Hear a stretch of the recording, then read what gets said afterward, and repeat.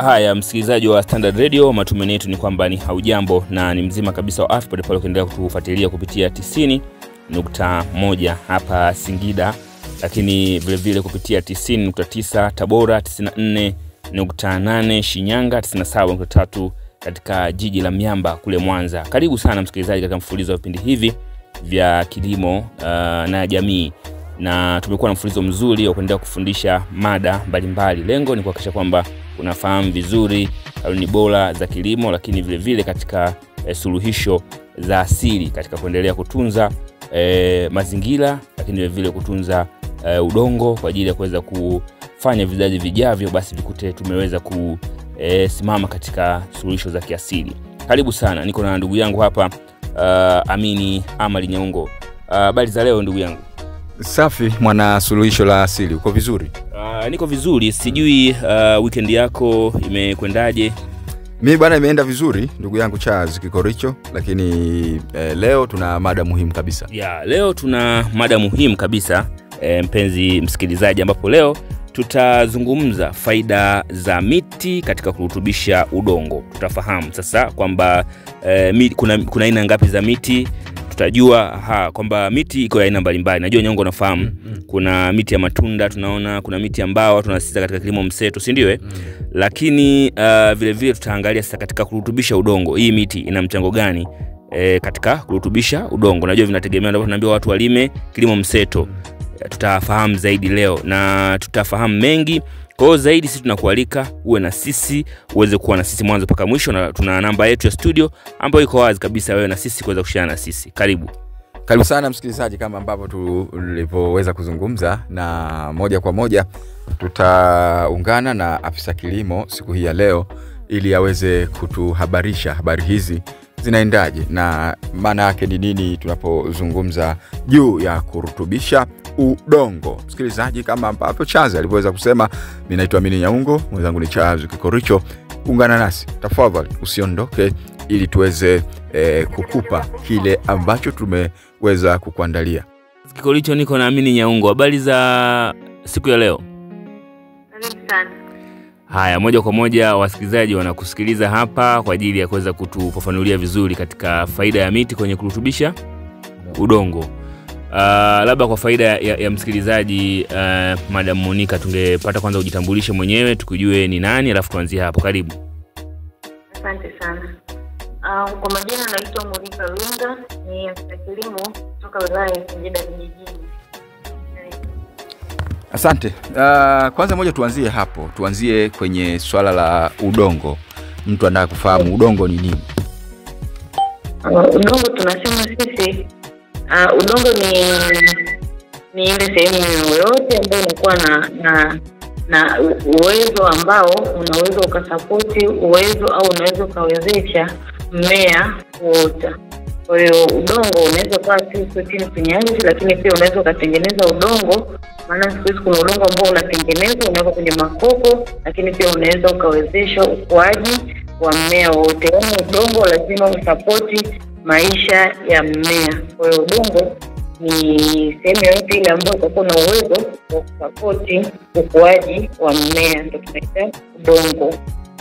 Sawa. Na kwenye udongo kuna miti.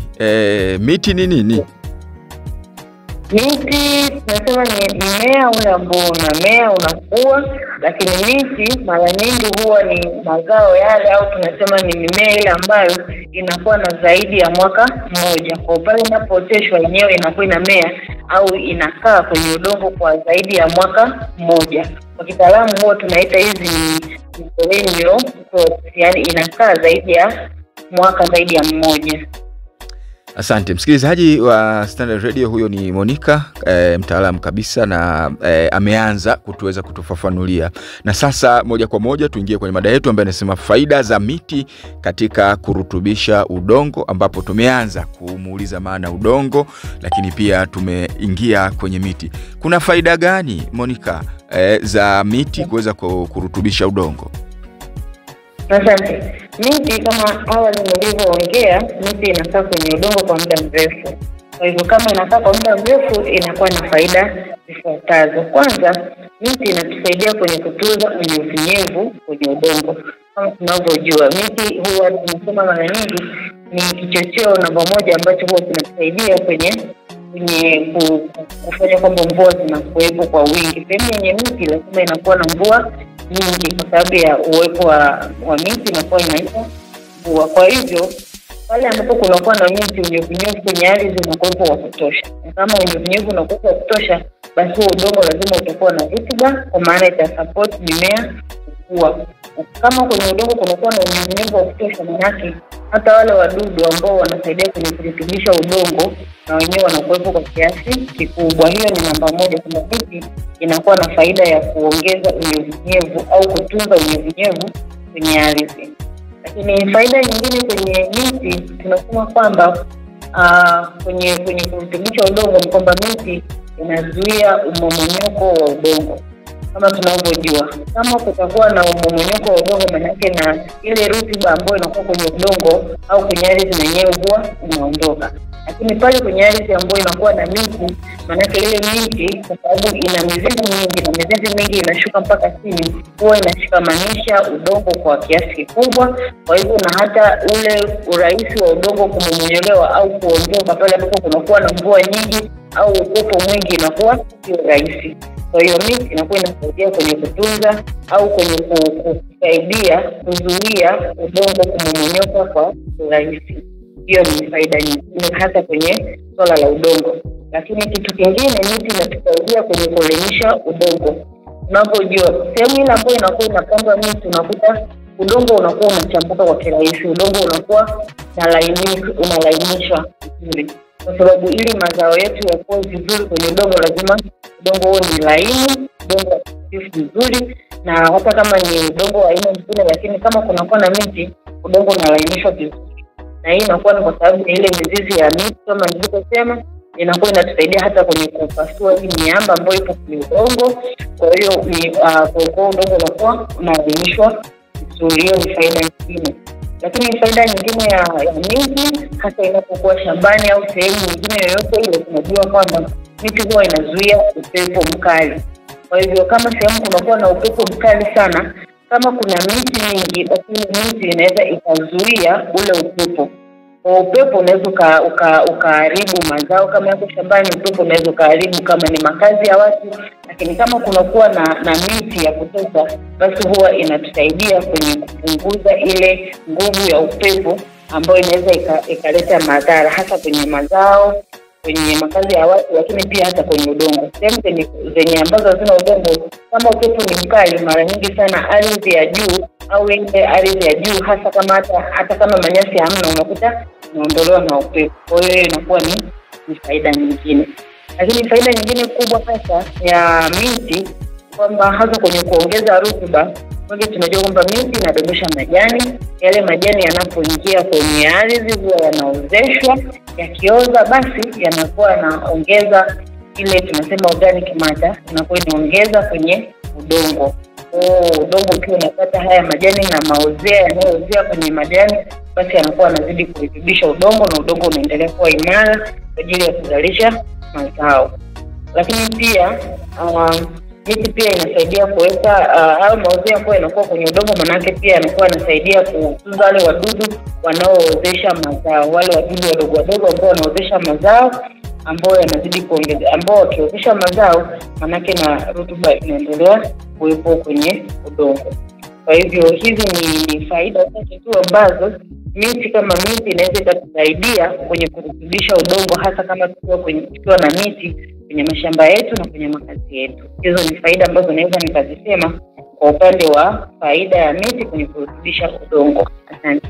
Msikilizaji, tunaendelea na ameweza kuzungumza mengi hapo juu ya faida ya miti kwenye kurutubisha udongo.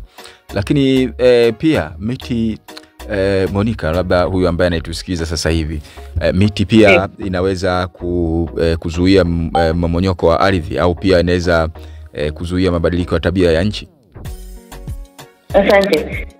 Kama umenisikiliza vizuri ndugu mtangazaji, kwenye faida yangu ya tatu niliyoitaja ilikuwa ni ya kuzuia mmomonyoko wa udongo, kwamba miti inazuia kwa kiasi kikubwa sana mmomonyoko wa udongo. Na sisi huwa tunashauri wakulima walau kwenye mashamba yetu ili kuhifadhi vizuri mazingira yetu pamoja na udongo, lazima tupande miti kwenye mashamba ili kuzuia mmomonyoko wa ardhi. Kwa hivyo hata kwenye mabadiliko ya tabia ya nchi, miti pia inasaidia, kwa sababu kwenye mabadiliko ya tabia ya nchi kuna ukuaji wa viwanda. Kwenye ukuaji wa viwanda, hivi viwanda huwa vinatengeneza hizi hewa ya ukaa, hewa ya carbon monoxide, carbon dioxide. Kwenye uchomaji wa taka, watu wana hizi shughuli za binadamu za kawaida ambazo huwa tunachoma taka, tunachoma uchafu yote yale, lazima kuna kutoa hii hewa ya carbon dioxide.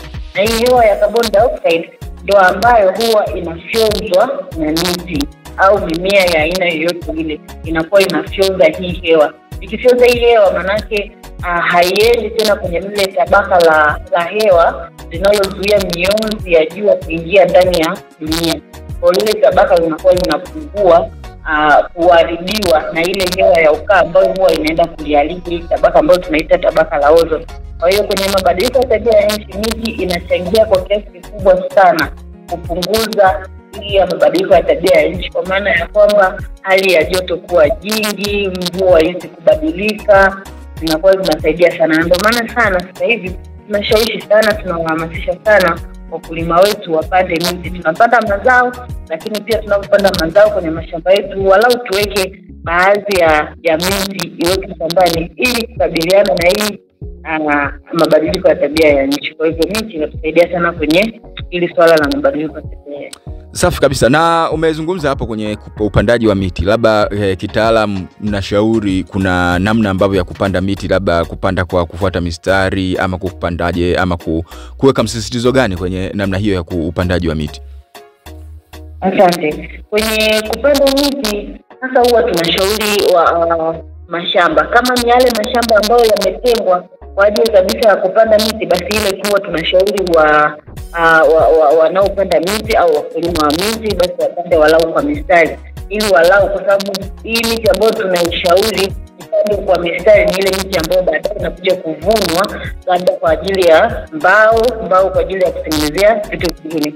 Kwa hii mara nyingi huwa inapandwa kwa nafasi, lakini kuna miti ya asili ambayo yenyewe inajiotea tu kawaida, ambayo hiyo ikijiotea inakuwa ni manufaa kwa sisi, ambayo huwa tunashauri kwenye kukata miti tunashauri wakulima wasikate au wananchi wasikate miti mpaka pale ambapo wanakuwa wanawasiliana na afisa misitu zaidi. Kwa hivyo miti inapandwa kwa mistari kwa yale mashamba ambayo miti inakuwa inapandwa maalum kwa ajili ya kuja kuvunwa, lakini kuna miti ambayo inajiotea kawaida, hii miti ya asili. Sawa, umezungumza vizuri Monica, uko vizuri kwenye masuala haya, lakini mkulima na yule ambaye anatusikiza sasa hivi, umesema faida ya hii miti, lakini pia kwenye kilimo mseto wanasema kwamba pia ina faida yake, na umezungumza sasa kwenye kuzuia pale upepo. Hapo mimi ndo nataka kidogo nipate ufafanuzi. Wanasema kwamba kwenye faida ya kwenye kilimo mseto nazuia upepo ili usiweze kuharibu yale mazao. Unazuiaje?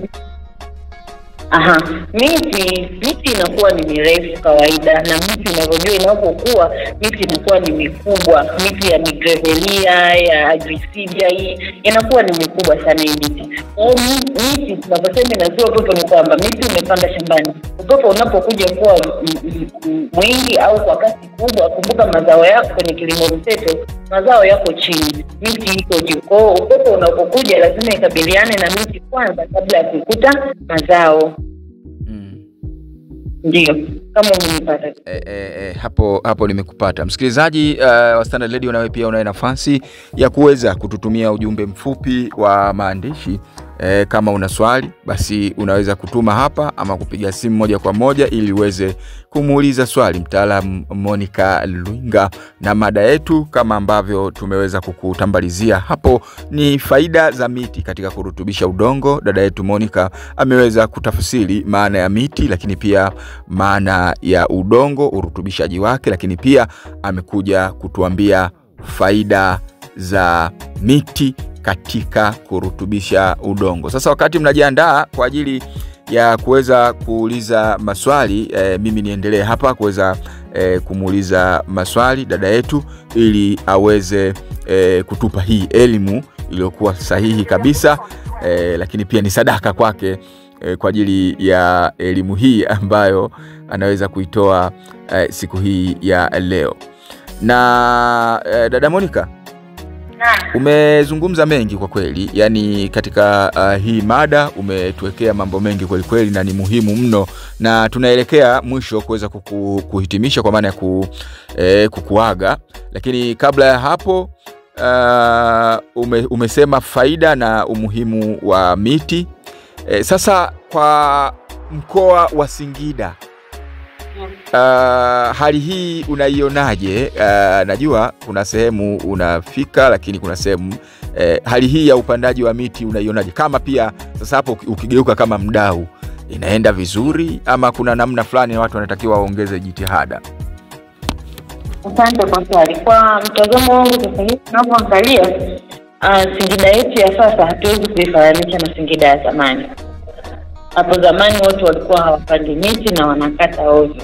Lakini sasa hivi ukiangalia kulingana na uhamasishaji unavyoendelea kwa kushirikiana na wadau mbalimbali wa kilimo mseto, wadau mbalimbali wa kilimo pamoja na upandaji wa miti, sasa hivi tunavyoona kuna kampeni nyingi zinaendeshwa ambazo zinasaidia upandaji wa miti. Huku vijijini sisi watu wanaendelea kupanda miti. Tunashauri sana wakulima wapande miti. Walau kwenye shamba la mkulima, hata kama mkulima ana eka 5, mkulima ana eka 1, basi tunamshauri mkulima walau upanda miti ya matunda, panda miti ambayo itakusaidia kwenye kuja kuvuna mbao na vitu kama hivyo. Kwa hivyo kwa mtazamo wangu mimi sasa hivi ninapoangalia, walau hali inaendelea vizuri. Watu wanaendelea kuhamasika, watu wanaendelea kupanda miti kulingana na mabadiliko ya tabia nchi yanavyoendelea, uelimishaji unavyoendelea, watu wanaendelea kuwa na mwamko wa kuendelea kupanda miti, watu wanaendelea kuwa na mwamko wa kuendelea kuweka miti. Kwa sababu pia watu wameshajua miti ina faida. Hatuwezi tu tukawa tunaagiza mbao kutoka Iringa na mikoa mingine, basi walau watu na wengine sasa hivi wanaanza kuamka tunapanda miti sasa hivi kwa kweli. Tofauti na namna ambavyo ilivyokuwa zamani kama ambavyo umesema, ni kweli.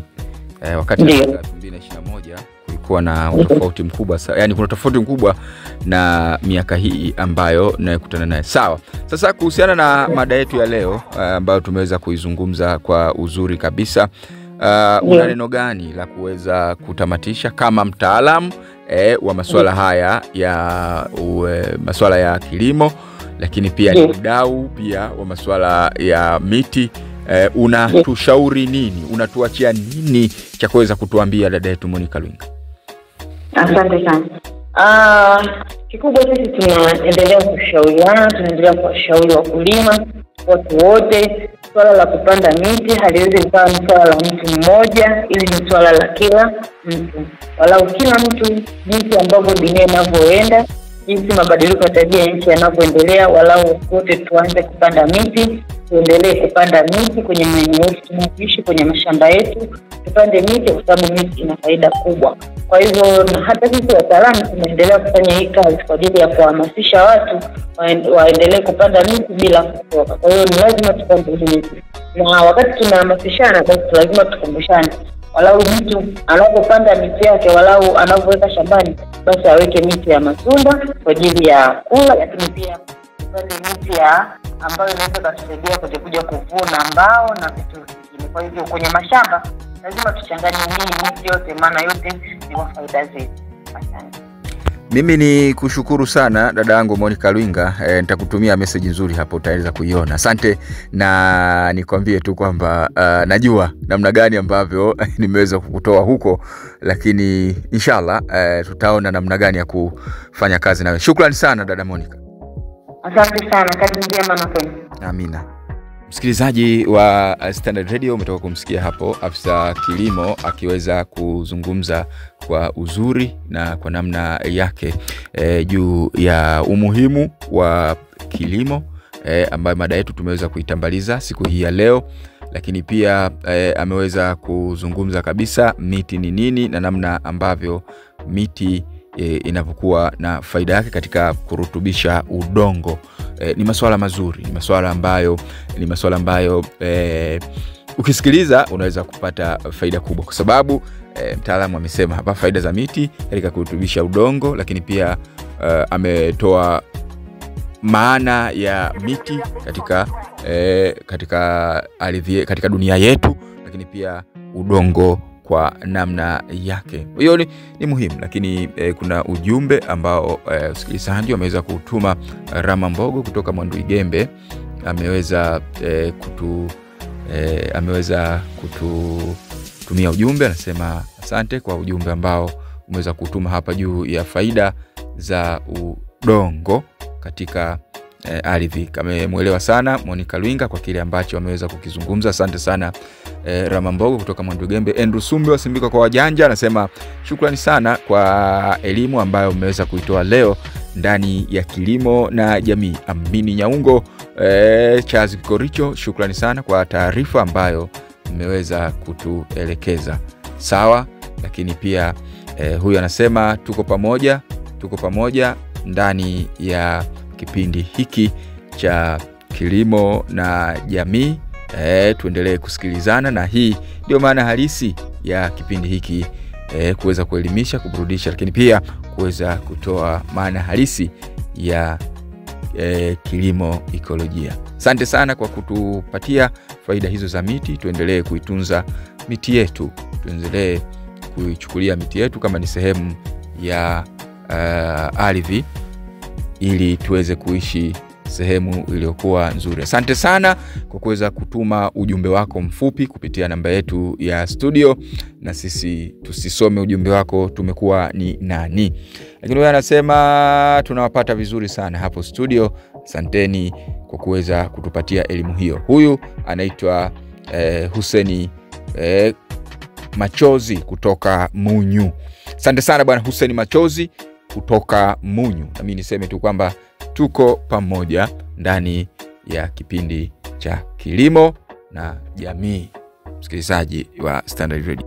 Bwana msikilizaji, mpaka kufikia hapo sisi hatuna la ziada. Mimi naitwa Amini Nyaungo. Mimi ni Charles Kikoricho. Ni kushukuru sana kwa wewe ambaye umekuwa na sisi mwanzo mpaka mwisho. Kipindi kingine kijacho kitakuwa siku ya leo katika juma lingine. Asante sana. Tumekuwa na wakati mzuri sana wa kujifunza kuhusiana na utunzaji wa miti, ambapo unachangiwa na udongo, kwa sababu udongo unasaidia, na tunahamasishwa na wataalamu wa kilimo tufanye kilimo katika kilimo mseto kwa ajili ya kuweza kuwepo na miti. Kwa hiyo ni kuhakikisha tu msikilizaji, vipindi hivi vya Suluhisho la Asili vitakuwepo na kila siku Jumamosi saa 1 mpaka saa 1:30. Lengo ni kuhakikisha kwamba wewe unapata elimu ya kuhusiana na usuluhisho za asili. Asanteni sana, tutakia usiku mwema na mwe na wakati mwema.